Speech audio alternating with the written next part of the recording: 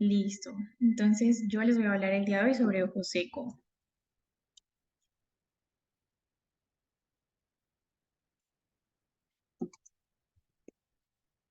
No me pasan las diapositivas.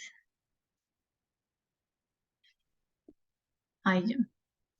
Bueno, les voy a hablar un poco para iniciar sobre fisiología y la dinámica de la película lagrimal, la definición, la epidemiología, algunos factores de riesgo, la clasificación, la fisiopatología, el ojo seco iatrogénico, los síntomas y el diagnóstico y tratamiento. Bueno, entonces para iniciar es importante recordar que una de las propiedades más importantes de la película lagrimal es la estabilidad. Esta se mantiene gracias a sus tres capas. En el DIU se mencionan dos porque se describe a la segunda como la fase mucoacuosa. La primera es la capa lipídica, que va a prevenir la evaporación de la capa acuosa, va a ser más superior, va a actuar como surfactante al permitir el desplazamiento de la película lagrimal. Esta va a estar secretada por las glándulas de meibomio y en esta capa la fase polar de los fosfolípidos se ubica adyacente a la fase acuosa porque es hidrófila. Entonces estos lípidos polares se unen a las lipocalinas de la capa acuosa, que son proteínas que se ha visto que tienen un papel sobre la tensión superficial y la viscoelasticidad, es decir, que atrae lípidos, y la deficiencia de esa capa lipídica resulta en un ojo seco evaporativo.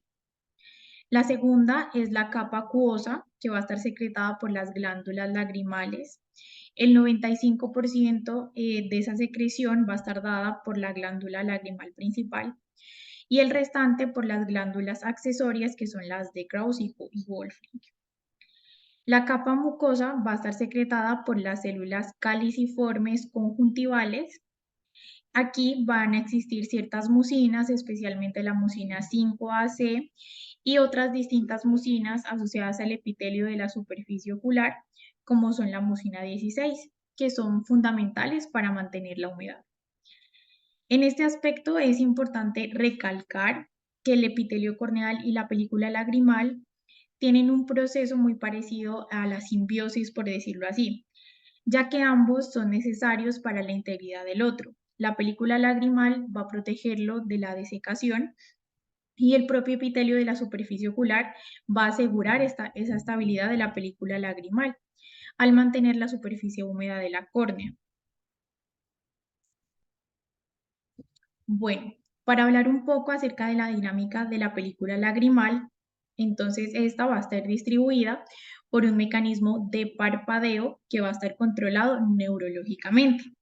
Esta dinámica consiste en un gradiente de presión de succión que se va a dar al abrir los párpados. Este se dice que no se transmite directamente a la capa lipídica, sino que origina un gradiente de presión superficial en el epitelio corneal tras la apertura palpebral.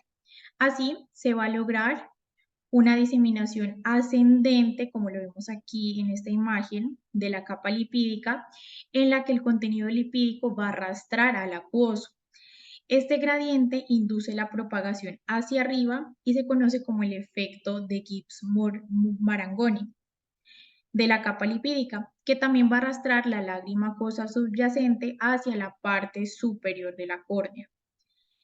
Esta diseminación acuosa también se debe a la presión que ejerce el menisco inferior, que este, en conjunto con el menisco superior, también hacen parte de la unidad funcional lagrimal. Estas son estas franjas de líquido acuoso que vemos en esta imagen de aquí, que son las que se van a formar en un ángulo situado entre el globo ocular y los bordes palpebrales yuxtapuestos que se forman debido a las fuerzas de tensión superficial al separarse los párpados.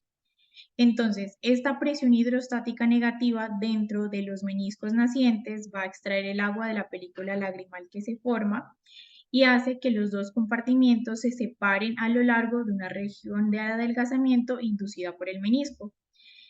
Esta presión hidrostática negativa además va a ser la responsable de su superficie cóncava se va a oponer al flujo de salida del acuoso hacia los puntos lagrimales, por lo que el drenaje de la lágrima se va a limitar solamente los primeros aproximadamente 2 segundos del parpadeo. Entonces tenemos ya para definir la enfermedad por ojo seco. Es una enfermedad multifactorial, es decir, que van a confluir muchos factores en ella, que va a estar caracterizada por un inadecuado volumen o función de la lágrima, resultando así en una inestabilidad de la película lagrimal que va a producir unos síntomas y alteraciones visuales y que potencialmente pueden acompañarse de un daño en la superficie ocular. Entonces, esta es una enfermedad sintomática que se caracteriza por un círculo vicioso de inestabilidad de la película lagrimal, y un componente muy importante en la última actualización es la hiperosmolaridad de la lágrima, que va a provocar un aumento de la inflamación de la superficie ocular con daños y anomalías neurosensoriales.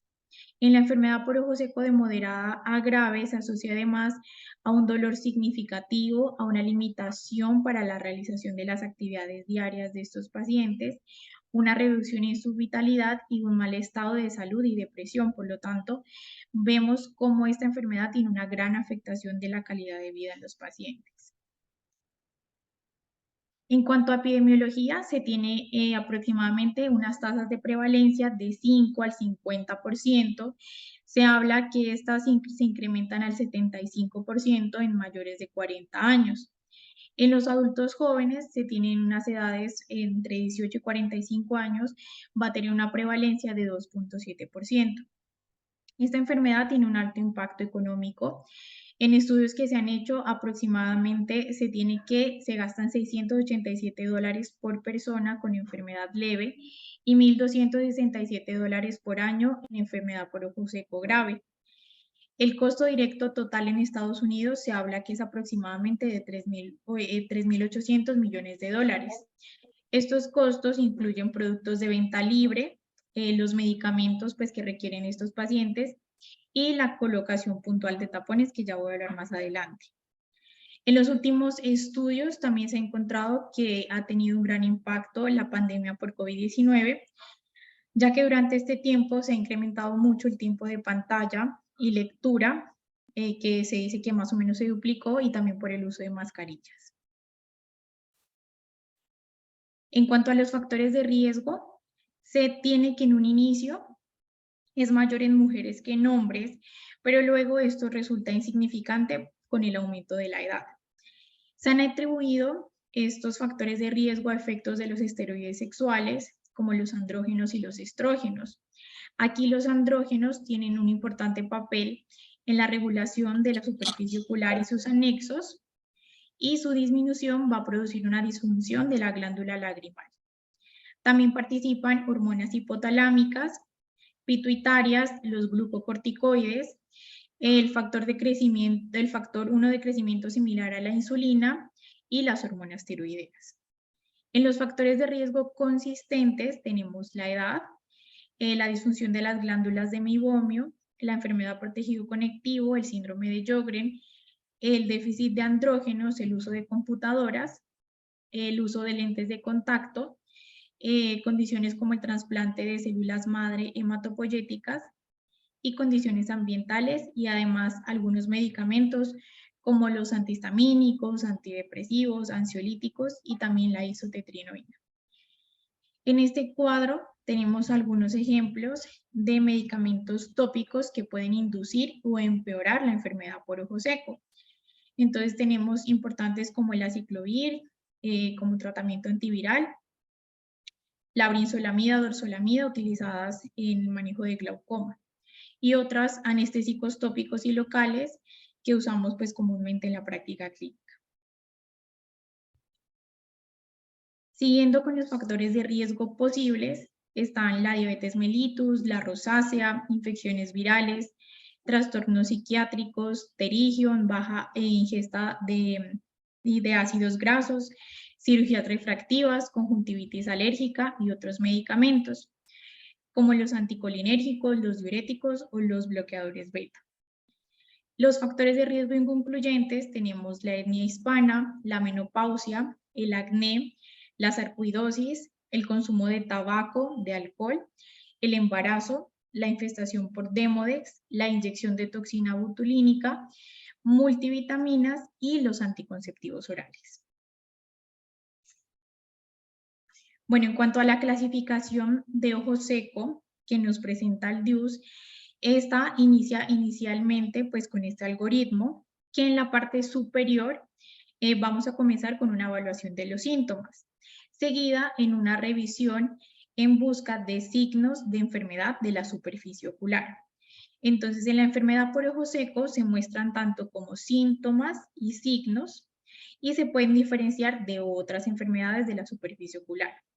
Entonces, en este grupo se van a aplicar los subtipos de diagnóstico de ojo seco, donde tenemos el ojo seco acuodeficiente, evaporativo y el mixto. En este grupo no se aplican pues los otros subtipos de diagnóstico, donde vamos a tener los pacientes sintomáticos sin signos demostrables clínicamente, que podrían llegar a pertenecer a una fase preclínica o un dolor neuropático. Y de manera inversa, los pacientes asintomáticos que muestran signos tendrían una sensibilidad corneal deficiente.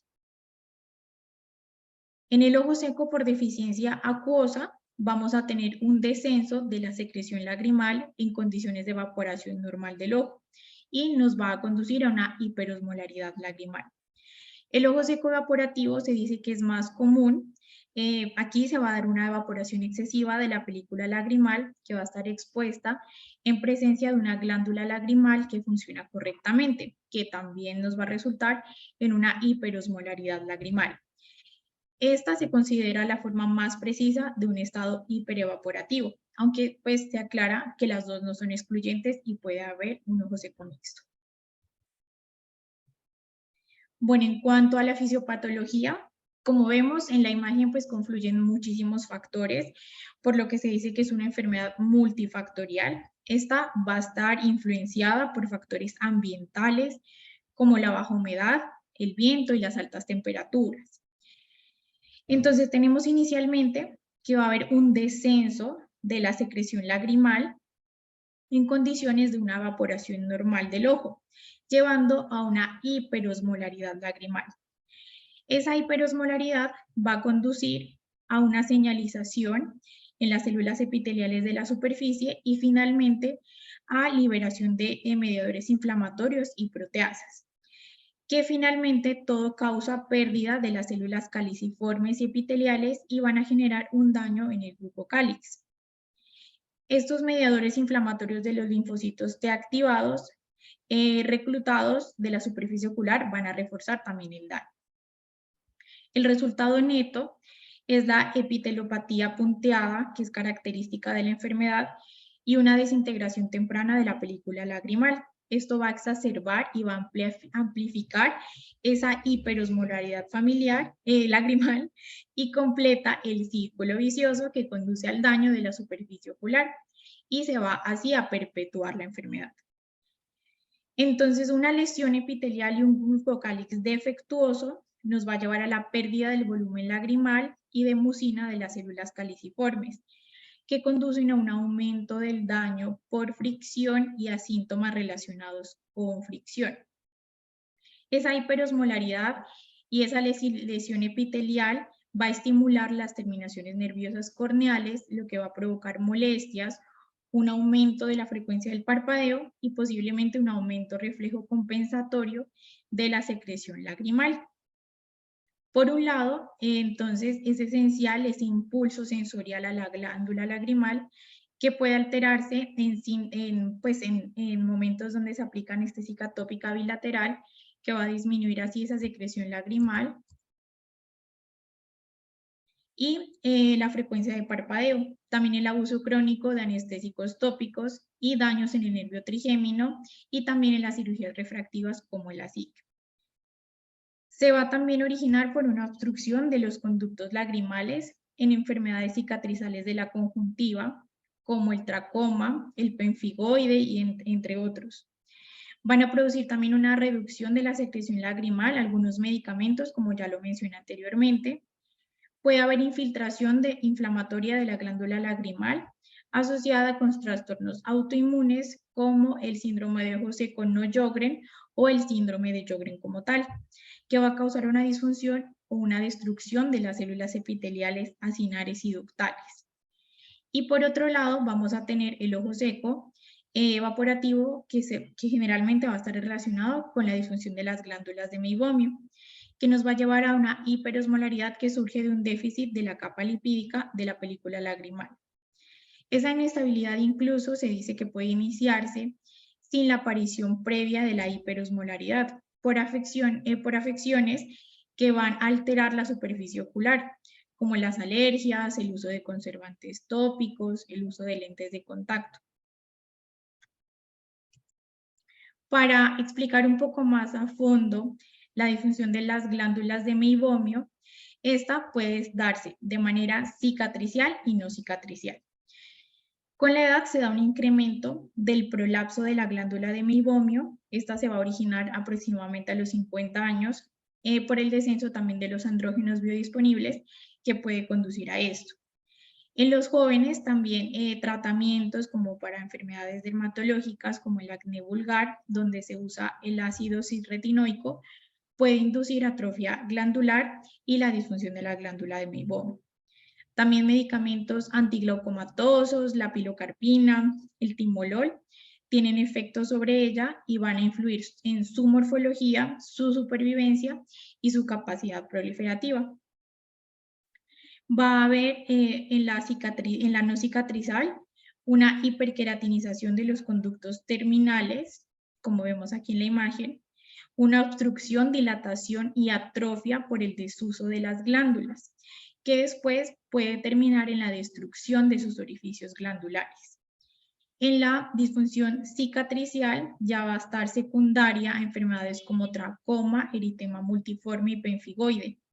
Esa cicatrización de la conjuntiva va a arrastrar los orificios de meibomio, los conductos terminales y la unión mucocutánea hacia atrás, a través del borde posterior del párpado, donde esos conductos estrechados y desplazados ya no van a poder suministrar de manera eficaz el meibo hacia la capa lipídica de la película lagrimal. Bueno, para hablar un poco del dolor en la enfermedad de ojo seco, esta se va a transmitir a través de los axones periféricos de las neuronas del ganglio trigeminal, que van a inervar la córnea y la conjuntiva. En esta imagen de la derecha nos muestra cómo en el estroma corneal van a formar un plexo nervioso subepitelial cuyas ramas ascendentes se ramifican para terminar en las capas epiteliales de la superficie. Esas neuronas del ganglio trigeminal de la superficie se van a proyectar principalmente sobre dos regiones, dentro del complejo nuclear trigeminal del tronco cerebral. Una es la zona de transición o las neuronas de transición y el otro es la región BCB1. Esta región va a desempeñar un papel dominante en los aspectos sensoriales y discriminatorios del dolor ocular. Es importante también saber que la secreción de la glándula lagrimal se va a regular mediante inervación autónoma, mediante los nervios simpáticos y parasimpáticos, cuya actividad se va a regular mediante las influencias reflejas de neuronas sensoriales que van a abastecer la superficie ocular. Tenemos así entonces que los nervios sensoriales van a pertenecer a neuronas neuroceptivas polimodales, a neuronas mecanonociceptivas y a los termorreceptores de frío. Los nociceptores polimodales generalmente van a estar silentes y van a responder a estímulos químicos, mecánicos y térmicos. Y se van a estimular por los mediadores inflamatorios que se liberan durante la lesión. Aquí es importante el miembro 1 de la subfamilia 5 del canal catiónico, que es este que vemos aquí. En cuanto a los mecanonociceptores puros, también están silentes en reposo y van a responder únicamente a fuerzas mecánicas, como su nombre lo dice. Y los termorreceptores de frío van a producir unas descargas continuas de impulsos nerviosos frente a la temperatura normal de la superficie del ojo. Y estos van a aumentar o a disminuir dependiendo de la frecuencia de disparo que se va a dar mediante el enfriamiento o el calentamiento.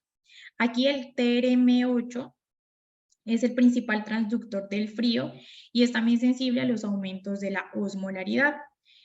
La evaporación entre parpadeos además causa un enfriamiento discreto de la superficie ocular y va a producir un aumento de la osmolaridad lagrimal, aumentando así la actividad basal de los termorreceptores de frío. También, por otra parte, es importante hablar sobre el ojo seco iatrogénico. Este va a estar dado, incluidos pues medicamentos tópicos y sistémicos, el uso de lentes de contacto y procedimientos oftalmológicos. Estos medicamentos tópicos van a interactuar con la superficie ocular, provocando efectos tanto alérgicos, tóxicos e inmunoinflamatorios. Y también por la reducción de la producción de lágrimas, la alteración de la entrada nerviosa y secreción refleja, y efectos inflamatorios de las glándulas secretoras o efecto de irritación directa mediante la secreción de las lágrimas. Aquí es importante, sobre todo los que tienen presencia de conservantes, el principal es el cloruro de benzalconio, que causa o va a agravar la enfermedad por ojo seco, porque va a producir efectos tóxicos y proinflamatorios y por sus propiedades tensoactivas de detergente. En cuanto al uso de lentes de contacto, va a producir una capa lipídica más fina y regular, va a llevar a una menor tasa de renovación de lágrimas y va a producir una reducción del menisco lagrimal. Y en cuanto a los procedimientos quirúrgicos como la cirugía refractiva, la queratoplastia, va a haber una transección del nervio corneal por los procedimientos intrínsecos de esta cirugía y también por los medicamentos posoperatorios. Aquí también se incluyen otras cirugías como catarata, cirugías de párpados y procedimientos cosméticos como la aplicación de toxina botulínica. En cuanto a los síntomas, se dividen en disestésicos y visuales. Los primeros van a ser sensación de resequedad, dolor tipo ardor, sensibilidad, inflamación, sensación de cuerpo extraño, fotofobia, sensación de frío y mayor sensibilidad al viento. Y en los visuales vamos a tener que los pacientes van a referir visión borrosa, visión fluctuante y mala calidad visual. Bueno, en cuanto al diagnóstico, antes como tal, se aclaran que es importante excluir otras afecciones que pueden imitar una enfermedad por ojo seco, que se hace mediante la realización de preguntas sencillas al paciente, como la severidad de sus síntomas, otros síntomas asociados, como sequedad en la boca, cuánto tiempo lleva, si estos síntomas son desencadenados por algo, qué tanto se afecta su visión, si está mejor al parpadear, si es igual en un ojo que en otro. Si hay otros síntomas como prurito, hinchazón, presencia de costras o presencia de secreción, si el paciente usa lentes de contacto y qué enfermedades sistémicas tiene. A continuación, se pide que complete estos dos cuestionarios que son los más usados. El primero es el DEQ5 y el índice de la enfermedad de la superficie ocular, para indicar si el paciente podría tener un ojo seco. Entonces, en el OSDI, este es un cuestionario que actualmente está validado. Como vemos, cuenta con 12 preguntas que evalúan los síntomas más comunes de esta patología y los efectos que van a tener estos sobre la visión y los hábitos diarios. Estos van a estar graduados en una escala. Finalmente, se va a llenar esta ecuación que se utiliza para poder obtener los valores en un valor máximo de 100 y en uno mínimo de 0. Y en la siguiente tabla del final podemos ver la correlación de estos valores. Es positivo cuando es mayor o igual a 13. Y por el otro lado, este otro cuestionario pues, consta de 21 preguntas con una escala para categorizar la prevalencia, la frecuencia de la sintomatología y la intensidad de los síntomas. Además de cuestiones también relacionadas como con el estilo de vida, como el uso de ordenadores, la administración de medicamentos y la presencia de alergias. Y este va a estar positivo si es mayor o igual a 5 el puntaje. En cuanto al diagnóstico, entonces vamos a tener varios, pues después de las preguntas vamos a tener otro tipo de pruebas, como evaluar el tiempo de ruptura de la película lagrimal, evaluar la osmolaridad o disparidad de la osmolaridad entre los ojos del paciente.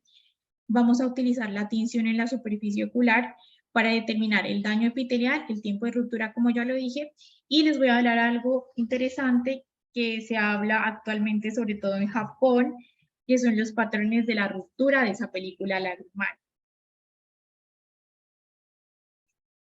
Entonces vamos a iniciar con test no invasivos. El primero y el más conocido por todos es la tinción con fluoresceína.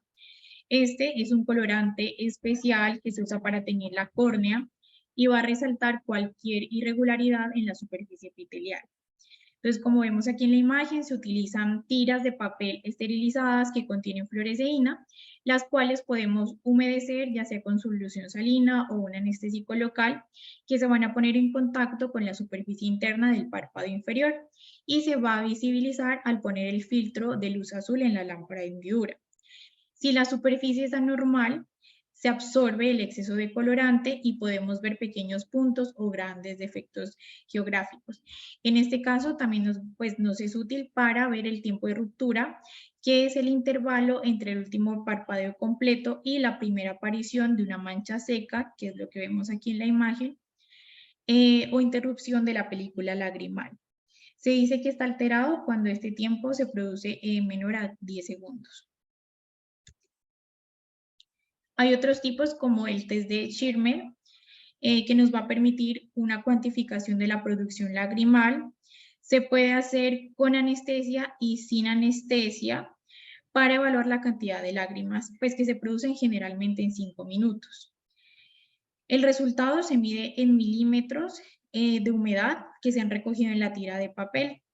El valor normal se dice que es mayor a 10 milímetros en 5 minutos, aunque esto pues va a depender también de la edad, del sexo del paciente y pues otros factores a tener en cuenta. Para medir ya la osmolaridad, contamos con pues, diferentes dispositivos. Uno es el TERLab, que es un dispositivo portátil que utiliza una tecnología macrofluídica para medir la osmolaridad lagrimal. Aquí se va a colocar una pequeña muestra de las lágrimas en un cartucho que se va a insertar en el dispositivo. Y la medición pues se realiza en pocos segundos y se muestra en una pantalla digital. Se dice que es patológica cuando hay un aumento de la osmolaridad mayor a 308 en cada ojo o una diferencia entre ambos mayor a 8 miliosmoles sobre litro. Otros nuevos dispositivos que se han implementado es el IPEN. Este mide la osmolaridad también de la película lagrimal, pero este lo mide a partir de la conjuntiva palpebral, en el menisco lagrimal como tal. Se han hecho algunos estudios in vitro e in vivo, donde han comparado pues, con el anterior y se dice que este pues, da un resultado más fiable. Sin embargo, pues todavía faltan pues, más estudios para encontrar una conclusión final. Este, según sus fabricantes, va a medir una osmolaridad entre 290 a 345 miliosmoles por litro. En cuanto a la tinción de la superficie ocular, podemos utilizar otro tipo de tinciones aparte de la fluoresceína, como el rosa de Bengala y el verde de lisamina. En este vamos a evaluar, importante, los puntos a nivel de la superficie corneal, a nivel de la superficie conjuntival y en el borde palpebral, como lo vemos en la imagen. El verde de lisamina también pues, se une selectivamente a las células del epitelio corneal y a las células dañadas o necróticas, por eso nos va a permitir evaluar esa superficie ocular. Aquí quise traerles este artículo, es acerca del concepto de la terapia orientada para el ojo seco, mediante el tratamiento de la ruptura de la película lagrimal, siguiendo el objetivo de la suplementación de los componentes insuficientes de la superficie ocular que van a ser responsables de esa ruptura. Entonces, aquí vamos a tener diferentes patrones de ruptura de la película lagrimal utilizando la fluoresceína. El primero es el patrón en área, que nos va a indicar un volumen de lágrimas acuosas que va a estar extremadamente disminuido, el patrón de puntos cuando se ve afectada la humectabilidad de la superficie de la córnea, el de línea, que va a indicar un arrastre de la lágrima acuosa por la capa lipídica y el efecto de succión sobre la lágrima acuosa del menisco lagrimal inferior, el patrón de hoyuelo, que nos va a hablar de la humectabilidad deteriorada de la superficie corneal, y el aleatorio, que pues va a ser consistente con un aumento de la evaporación. Entonces, en estas primeras imágenes son tomadas de un mismo ojo, la de arriba por un videointerferómetro y la de abajo pues la tinción con fluoresceína. En este, que es el de área, el de punto y el de línea como lo vemos en la imagen. Se cree que la ruptura de área y línea van a estar asociadas con un ojo seco, con deficiencia acuosa, grave el de área y menos grave el de línea. En estos se dice pues que no se da ese proceso de ascenso, como lo hablamos al principio, en este caso de la fluoresceína, o al menos este es bastante limitado porque no existe el medio por el cual la capa lipídica se pueda propagar en ascenso. Por lo tanto, al abrir el párpado, es imposible que esa película lagrimal se establezca como tal. En el caso de las líneas, ya pues como ya dije es menos grave, y la acción de arrastre hacia arriba de la lágrima acuosa y el efecto de succión del menisco inferior hace que la ruptura se dé generalmente en esta región inferior. La ruptura por puntos y también la ruptura en hoyuelos, que ya la voy a mostrar más adelante, están asociadas con un ojo seco con una humectabilidad disminuida. Aquí se habla que una razón probable para esta humectabilidad corneal alterada sea la deficiencia o el deterioro de las mucinas, generalmente la mucina 16, que hace que ese glucocálix, por decir algo, se contamine, entre comillas, de lípidos, lo cual va a generar esas pequeñas regiones que no se van a expandir después de la ruptura. Lo que va a explicar un efecto de un medicamento importante que es el dicuafosol. Este está en Japón disponible aproximadamente desde el 2010. Es un agonista de receptores purinogénicos P2Y2 que van a estimular los canales de calcio y estimulan la mucina 5AC y la mucina 16, que van a ser mucinas pues asociadas al glicocálix. Por lo tanto, su suplemento va a ayudar a la estabilización de la película lagrimal. Aquí vemos las siguientes imágenes. El primero es el patrón en hoyuelo, que como ya dijimos, hay una especie de contaminación con lípidos, por lo tanto, en esos puntos se va a producir la ruptura y les llamaron hoyuelos por la forma que tiene. La ruptura de línea con expansión rápida de las regiones de ruptura, que es la que vemos aquí. Esta ruptura aleatoria, además, que es la que vemos aquí en la mitad, va a estar asociada con el ojo seco por aumento de la evaporación. Entonces, esta es un resumen pues, de los mecanismos de la ruptura de la película lagrimal. En la primera vamos a tener una contaminación de lípidos en la superficie del epitelio corneal, que es el de puntos y el de hoyuelos. Vamos a tener también una unión de la capa lipídica a la superficie de la córnea debido al adelgazamiento de la capa acuosa, que es el patrón de líneas y el patrón aleatorio de expansión rápida, y una película lagrimal incompleta por incapacidad de propagación de la capa lipídica asociada con la deficiencia grave de lágrimas, que es el patrón de área. Ya otro tipo de métodos diagnósticos no invasivos también está la meibografía, que se va a utilizar una cámara especializada que va a tomar imágenes de alta resolución de las glándulas de meibomio. Estas imágenes nos permiten evaluar esa estructura y la función de las glándulas para revelar ciertos cambios patológicos en su morfología y en su distribución pues en el párpado. Ya para hablar un poco del tratamiento, el DIUS nos ofrece ciertos pasos a seguir, pues dependiendo de la severidad de los síntomas y de la respuesta al tratamiento que tengan los pacientes.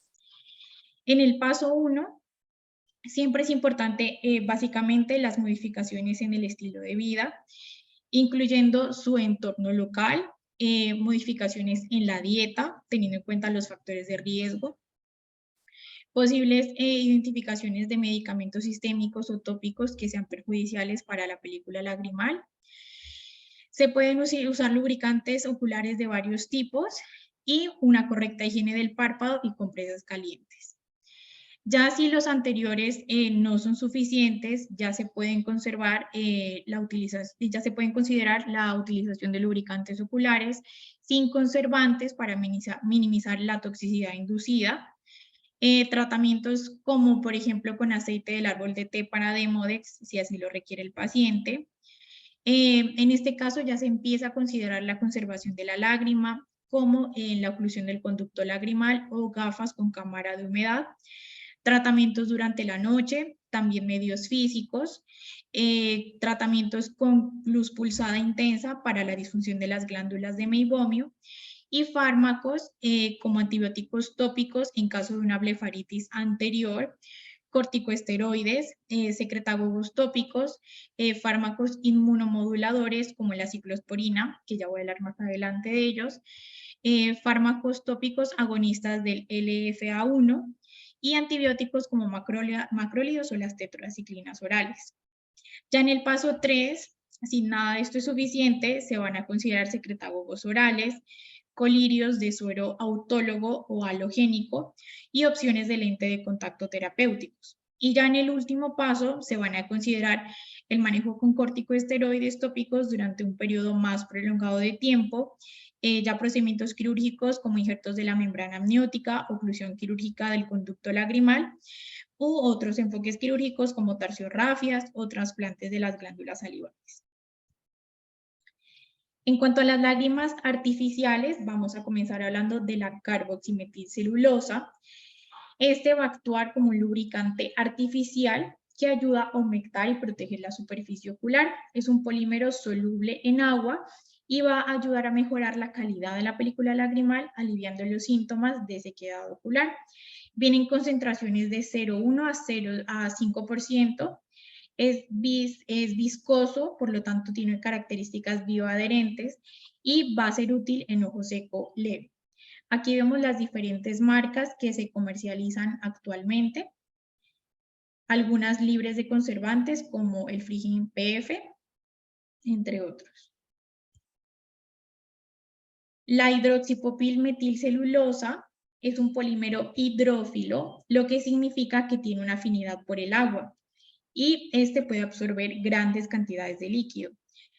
En este pues se disuelven las lágrimas y se distribuye uniformemente sobre la superficie del ojo, formando una película protectora. Va a ayudar a reducir la fricción entre los párpados y la superficie del ojo y también va a ayudar a la irritación y sequedad, sobre todo en ojo seco leve. Vienen concentraciones de 0,3%. Aquí tenemos unos ejemplos pues, de las marcas actualmente disponibles. En cuanto a los derivados del ácido hialurónico, entonces se sabe que este es un polisacárido que se encuentra en forma natural en nuestro cuerpo y tiene una gran capacidad para retener agua, lo que lo convierte en un excelente agente hidratante y lubricante de la superficie ocular. Vienen concentraciones de 0,15 a 0,4% y este ya nos va a servir no solo para ojo seco leve, sino también moderado. Y estas son las diferentes marcas de los medicamentos que tenemos, que lo podemos encontrar como hialuronato pues, de sodio. Otro tipo de lubricante es el polietilenglicol o propilenglicol.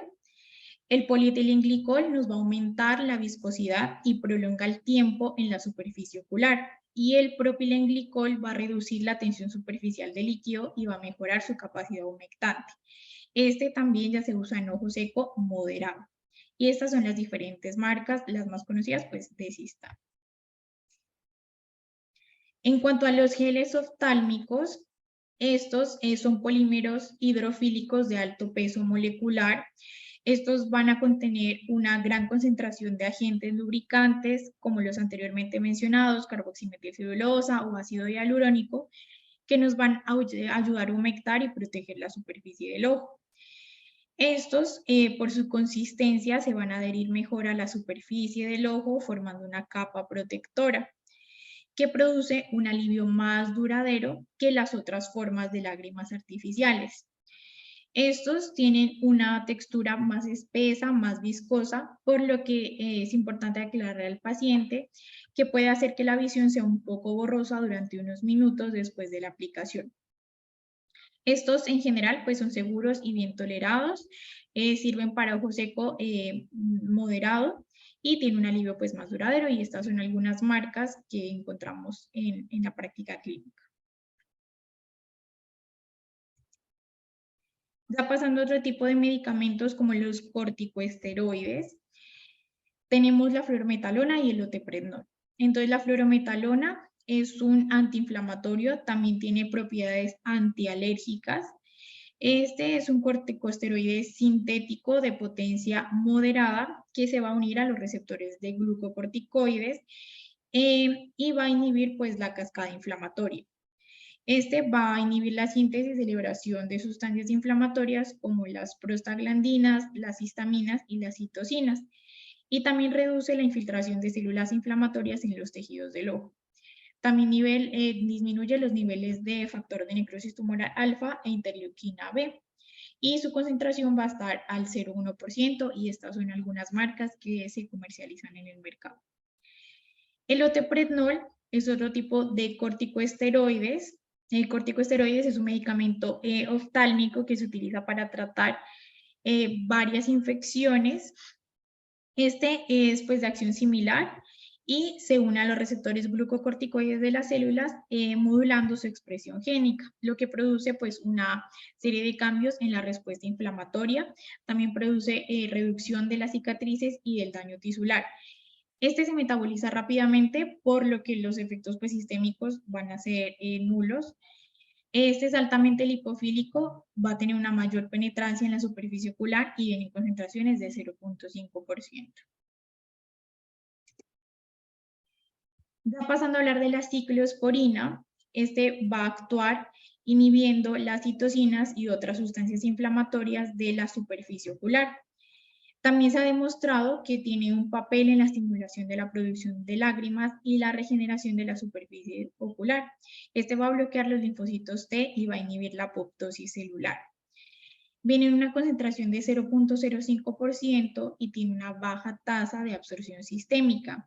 Y este ya se usa en ojo seco severo que no ha respondido a los medicamentos anteriormente mencionados. Otro tipo de fármaco es el Lifitegrast. Este se utiliza para tratar el ojo seco severo. Es un inhibidor de la integrina que funciona bloqueando una proteína llamada LFA1, que está involucrada en la inflamación y la migración de los leucocitos a los tejidos afectados. Este va a reducir la inflamación de la superficie ocular y aliviar los síntomas del ojo seco. Entre ellos, por ejemplo, la sensación de arenilla que refieren los pacientes, el enrojecimiento y la irritación. Este viene en concentraciones de 5% y viene en esta presentación de viales. Otra forma de manejo es el suero autólogo. Este es obtenido del mismo plasma del paciente. Este va a contener una gran variedad como factores de crecimiento, proteínas y otros componentes que pueden ayudar a aliviar los síntomas y a promover esa curación de la superficie ocular. Estos componentes se creen que también ayudan a mejorar la calidad de la lágrima y a reducir la inflamación del ojo.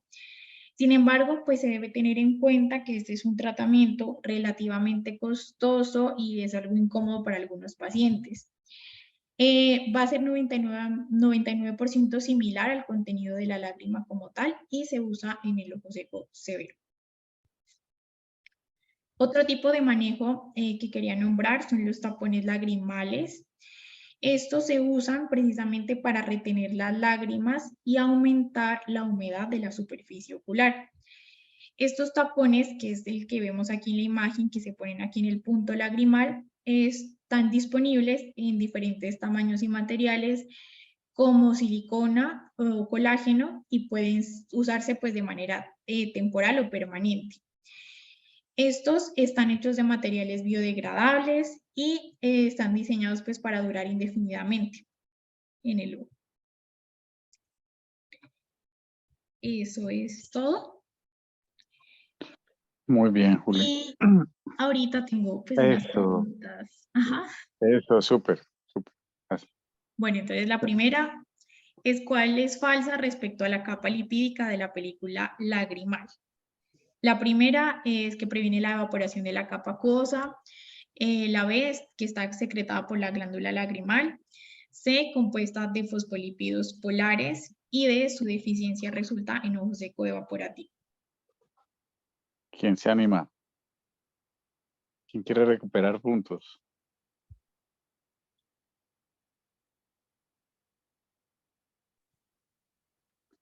La A B, ver, Doc. la B, secretada por la glándula lagrimal. Ujú. ¿Cuál es la falsa? Exactamente. Es la B, secretada por la glándula lagrimal. Bueno, ¿quién Sí, contestó? es correcto. Yo, Valeria. Valeria. Listo, vamos a anotar aquí, Valeria. Listo. Eso. Bueno, Muy la bien. segunda pregunta. ¿Cuál de los siguientes no hace parte de los factores de riesgo consistentes en enfermedad por ojo seco? La La edad, el diabetes. síndrome... Ajá, sí, correcto, la diabetes. La diabetes. Muchachos, dejen leerla. Está bien. Bueno, ¿quién contestó? ¿Quién contestó? Juan Camilo. 5 Juan, puntos menos. Juan Camilo. Listo, Juan. ¿Y por qué escogiste eso? Porque no la mencionó las otras tres. La Sí, diabetes no la mencionó. La diabetes es un factor de riesgo posible, según el virus. con el Dios. Ujú. Perfecto. Muy bien, perfecto. Y Listo. la tercera es cuál es uno de los componentes más importantes respecto a la fisiopatología del ojo seco según los consensos más recientes. A, la hiperosmolaridad de la película lagrimal, B, anormalidades neurosensoriales, C, alergias y D, daño de la superficie ocular. Eso está fácil. ¿Quién contesta? La hiperosmolaridad. Correcto, sí. Pero no haría. Anteriormente, correcto. Que anterior, ustedes ven que el Dios, lo primero que tiene ahí sus nomogramas, pues, es la osmolaridad. Y cuando este es el Dios 2, ¿no? Cuando salió el primer Dios, para los estudiantes que no saben qué es el Dios, es un consenso que se hizo, que se ha hecho en dos ocasiones, donde se reúnen los, digamos, grandes expertos en la materia y se hace un consenso sobre una enfermedad, en este caso fue el de ojo seco. Entonces hubo un primer DIUS que creo que fue en los 90, si no estoy mal, me corriges, Juliana, si estoy equivocado en la fecha, donde 2016. se dividía el ojo seco entre ojo de origen por secreción o por ausencia de secreción o por evaporación, pero no se hablaba de la osmolaridad. Entonces ya en el DIUS 2 se le dio importancia a la osmolaridad y ahí comenzaron todos los laboratorios que producían las lágrimas a bajarle la osmolaridad a sus colirios.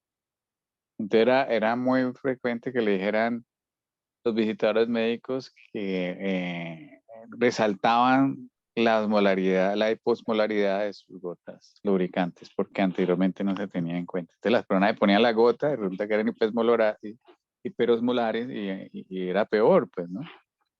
Y ahora Y ustedes ven, sí, no, iba a agregar que asimismo el proceso diagnóstico también ahora es enfocado en la hiperosmolaridad de la película lagrimal, con los sí, diferentes dispositivos. correcto. Lo malo de los dispositivos es el costo, ¿no? De nuestro medio, pues es inviable y entonces eso es desechable, ¿no? Y cada insumo, me acuerdo hace algunos años que trajeron estos equipos a prueba a la clínica y por decir eso el equivalente a $100 por ojo, una cosa así. Y ahorita con el dólar a 5.000, pues peor aún. En esa época se consideraba caro, ahora sí. Bueno, y bueno, pues lógico. Si nosotros intentamos hacer una clínica de ojos secos ahí en la clínica de oftalmología, pero desde el punto de vista, como eso es una empresa, y los gerentes siempre hacen cuentas, en la parte financiera de cuentas, pues era difícil de tener, digamos, no era atractivo para la empresa, como empresa, ¿no? O sea, como empresa no, era muy costoso y entonces, pues no se pudo hacer una clínica de ojo seco como quisiéramos, como lo hay en el Bascom Palmer, por ejemplo. Es maravilloso la clínica de ojo seco donde entra el paciente y le hacen de todo. Sí, pero todo eso ya lo pagan los seguros, ¿no? Acá pues lo paga el paciente porque no lo cubre ninguna medicina prepagada. Pero si uno le hiciera todo ese kit de exámenes, el paciente no saldría con 5 millones de pesos. Era una cosa así absurda, ¿no? Por los costos de los insumos. Entonces, pues nosotros tenemos que basarnos en la clínica, ¿no? Sí, con el Chimer, con una buena historia clínica, la fluoresceína, sigue siendo el gold estándar, o sea, entonces no necesariamente, pues si no tenemos como medir la osmolaridad, bueno, chévere que lo tuviera, si no lo tiene, pues digamos, no, pues Sí. si nos falta, pues tampoco vamos a dejar de hacer el diagnóstico, ¿no? E incluso en los artículos, por ejemplo, para optimizar los nuevos métodos diagnósticos, siempre los comparan con los métodos clínicos, el tipo de Correcto. ruptura, todo eso, para la validez. Para dar la validez, exactamente. Ujú. Sí, correcto. Bueno, bueno, entonces ya quedó claro la hiperosmolaridad, ¿no? Y Listo. eso es todo. Muy bien, Julio, porque resumir ojo seco en un determinado tiempo. Es que el DIUS, ¿cuántas páginas tiene el DIUS? Es un No, libro. sí, diferentes módulos y profundizan pues más cada factor de riesgo y todo. Es que la fisiopatología es muy, muy amplia. Muy amplia. Entonces me gustó mucho cómo revisaste la fisiopatología y el manejo pues, que le diste al tema. Me pareció que para el corto tiempo fue muy, muy bien llevado. Y la idea de estas charlas es eso, ¿no? Que pues, no vamos a tener tiempo de revisar todo sino cosas muy concretas que nos queden. Y a mí me parece que las preguntitas, todo eso ayuda. Que nosotros tengamos unos conceptos, no sé, nos queden unos cuantos conceptos claros, yo creo que ya es muy bueno. Ya es muy bueno. No sé si tienen alguna pregunta los chicos residentes o los chicos de Univalle.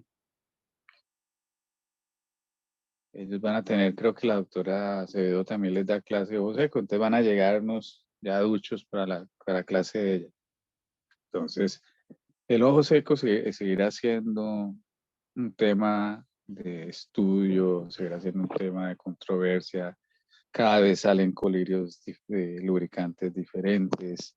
Bueno, entonces, en la actualidad, con el uso de los computadores y de las tablets y todo esto, tenemos mucho ojo seco evaporativo.